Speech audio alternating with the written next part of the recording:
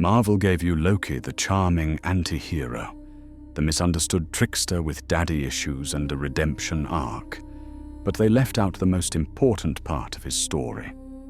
Loki isn't just a god who plays tricks. He's a father.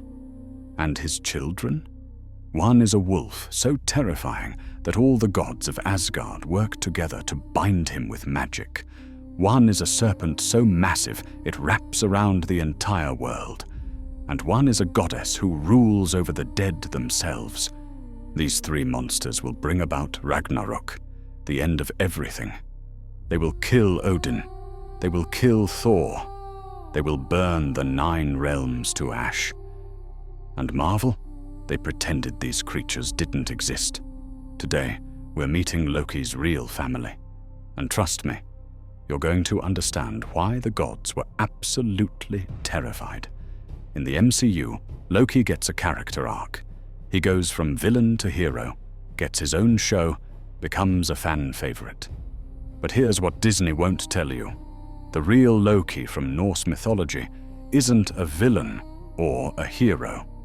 He's chaos incarnate, a force of nature that can't be controlled, can't be trusted, and absolutely cannot be allowed to reproduce. The gods knew this. They warned him. They watched him. And then Loki did it anyway.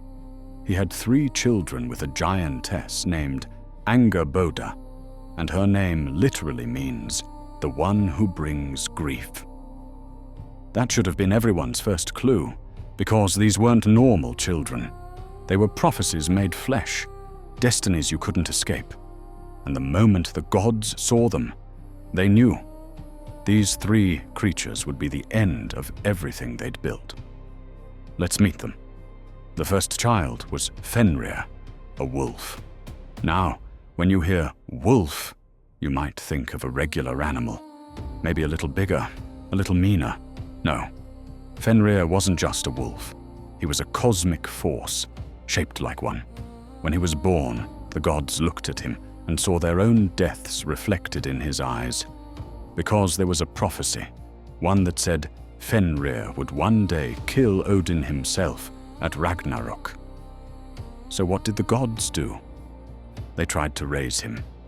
Yeah, they brought this prophesied god killer into Asgard and thought, maybe if we're nice to him, destiny will change. Spoiler alert, it didn't. Fenrir grew, fast. Every day he got bigger, stronger, more dangerous.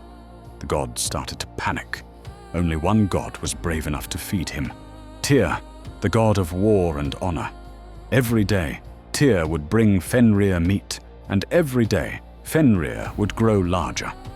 Until one day, the gods couldn't ignore it anymore. This wolf was going to destroy them. Not might, would. So they decided to bind him. They told Fenrir it was a game, a test of strength. Let us chain you up, and if you can break free, you'll prove how strong you are. Fenrir wasn't stupid, but he was also confident. So they brought out the first chain, lading, massive iron links, forged to hold giants. Fenrir flexed, and it shattered like glass. The gods laughed nervously and said, "Wow, impressive. Let's try another one." They brought out Dromi, twice as strong, twice as thick. Fenrir stretched, and it exploded into pieces. Now the gods were terrified. So they went to the dwarves, the master craftsmen of Svartalfheim, and said, "Make us something that can hold this wolf, and make it unbreakable." The dwarves created Gleipnir. It wasn't a chain, it was a ribbon, thin, soft, almost delicate, made from 6 impossible things: the sound of a cat's footfall, the beard of a woman, the roots of a mountain, the sinews of a bear, the breath of a fish, and the spit of a bird. Things that don't exist, things that shouldn't be possible. That's what it took to bind Fenrir. But here's the problem. Fenrir wasn't an idiot. When the gods came to him with this thin little ribbon and said, "One more test," he looked at them and said, "I don't trust you."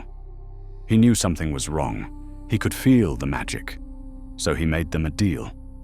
I'll let you tie me up with this ribbon, but one of you has to put your hand in my mouth as a pledge of good faith. If this is a trick, I bite down. The gods looked at each other. No one moved, except Tyr, the god who had fed Fenrir every day, the only one Fenrir trusted. Tyr stepped forward and placed his hand between Fenrir's jaws. They tied the ribbon around the wolf. Fenrir pulled, struggled, thrashed, and for the first time, he couldn't break free. The gods cheered, and Fenrir bit down. Tyr lost his hand. The god of honor paid the price for the god's betrayal. And Fenrir, they dragged him to a remote island, bound him to a rock, and shoved a sword in his mouth to keep his jaws open.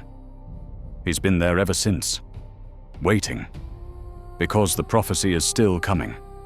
At Ragnarok, Gleipnir will break, Fenrir will be free, and he will find Odin, and he will devour him whole.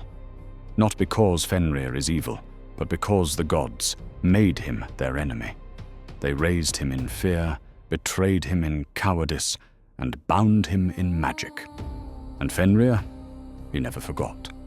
Loki's second child was Jörmungandr, the Midgard serpent, the world serpent.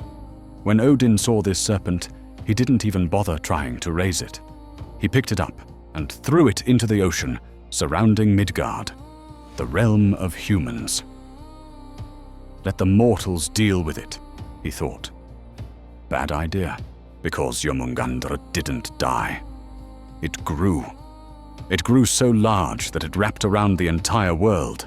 Its body encircled all of Midgard, and eventually it bit its own tail. An Ouroboros, a living symbol of eternity and cycles, and it waited. Now here's the thing about Jörmungandr. It wasn't actively trying to destroy the world. It was just there, existing, growing, waiting. But Thor took it personally. See, there's a prophecy about Thor and Jörmungandr, too. At Ragnarok, they're destined to kill each other. So Thor spent his entire life trying to fight this serpent. There's a famous story where Thor goes fishing with a giant, uses an ox head as bait, and actually hooks Jörmungandr. He pulls the serpent up from the ocean depths, this massive, world-encircling creature, and raises his hammer to kill it. But the giant panics and cuts the line. Jörmungandr sinks back into the ocean, and Thor is furious, because he knows the prophecy still stands. One day, Jörmungandr will rise from the ocean. It will poison the sky. It will flood the land, and Thor will fight it. He'll kill the serpent. He'll strike it down with Mjolnir. But Jörmungandr's venom? It will kill Thor too. 9 steps.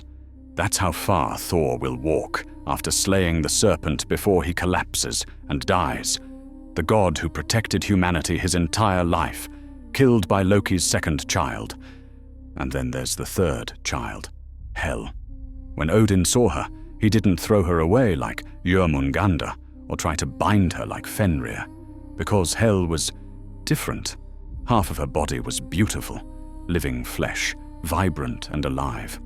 The other half was a corpse, decayed, rotting. She was life and death in one being, and Odin knew, you can't fight death, you can't imprison it, you can't kill it. So he gave her a job. He made her the ruler of Helheim, the realm of the dead. The place where everyone who doesn't die in battle goes. Old age, sickness, accidents.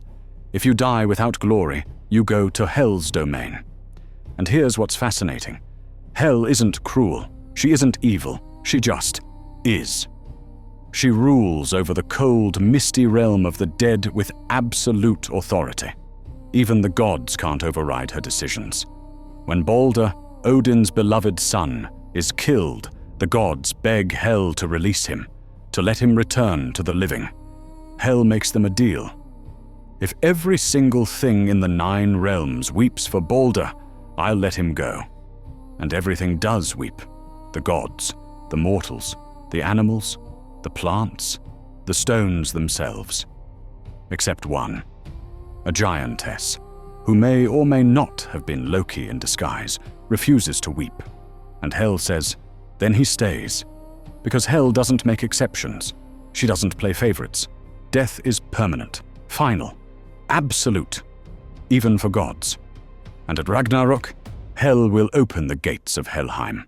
The dead will march out, an army of the dishonored, the forgotten, the rejected, and they'll fight alongside her brothers Fenrir and Jormungandr to burn down the world that cast them out. So why did Marvel leave all of this out? Because Loki's children don't fit the MCU's narrative. Marvel wanted Loki to be redeemable, sympathetic, a character you could root for. But how do you redeem someone whose children are destined to end the world? In Norse mythology, Loki isn't misunderstood. He's a warning. He's what happens when chaos is allowed to thrive unchecked, when trickery goes too far, when you ignore the consequences of your actions. His children aren't villains. They're the price of his chaos. Fenrir was betrayed because the gods feared him. Jormungandr was abandoned because the gods didn't want to deal with him. Hel was given a kingdom of the dead because the gods couldn't kill death itself. And all three of them, they'll return at Ragnarok. Not because they're evil, but because the gods made them enemies. So that's Loki's real family. A wolf that will devour Odin. A serpent that will poison Thor. A goddess who will unleash an army of the dead. Marvel gave you a charming villain with a redemption arc. Norse mythology gave you a father whose children will end the world. And honestly, the mythology is way more terrifying. If you want to see the monsters Marvel won't show you, hit subscribe. We're just getting started. Thanks for watching. And remember, some prophecies can't be avoided.